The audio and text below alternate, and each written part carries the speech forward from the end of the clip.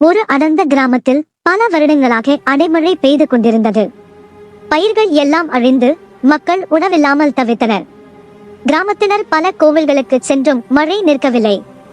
அப்போது கிராமத்தில் உள்ள ஒரு வயதானவர், நம் ஊரில் உள்ள சிவன் கோவிலின் முன்பு ஒரு நந்தி சிலை உள்ளது. அந்த சிலை தாகமாக இருக்கும். நாம் அனைவரும் அந்த நந்திக்கு ஒரு பானை பால் ஊற்றினால் மழை நின்றுவிடும் என்றார். கிராம மக்கள் அனைவரும் நந்தியின் முன்பு ஒரு பானை பால் ஊற்றினர்.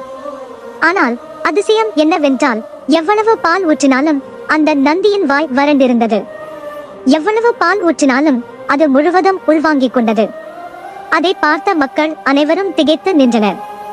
மக்கள் திகைத்து நின்றபோது ஒரு பெரியவர், இந்த கிராமத்தில் இன்னும் ஒரு பாவம் உள்ளது. அந்த பாவம் போனால் மட்டுமே மழை நிற்கும் என்றார். அதை கேட்ட மக்கள், அந்த பாவம் என்ன என்று கேட்டனர். அதற்கு அவர், நமது ஊருக்கு ஒரு பெண் வந்தாள். அவளை அனைவரும் கேவலமாக பேசினோம். அவளுக்கு ஒரு பாத்திரத்தில் பால் கொடுத்தால் இந்த மழை நின்றுவிடும் என்றார். மக்கள் அனைவரும் அந்த பெண்ணிடம் சென்று அவளுக்கு ஒரு பாத்திரத்தில் பால் கொடுத்தனர். அவளும் அந்த பாலை வாங்கி குடித்தவுடன் திடீரென்று வானம் தெளிவாகி சூரியன் வெளியே வந்தது. அடைமழை நின்று மக்கள் நிம்மதியடைந்தனர். மக்கள் அனைவரும் அந்த பெண்ணின் அருளை போற்றினர்.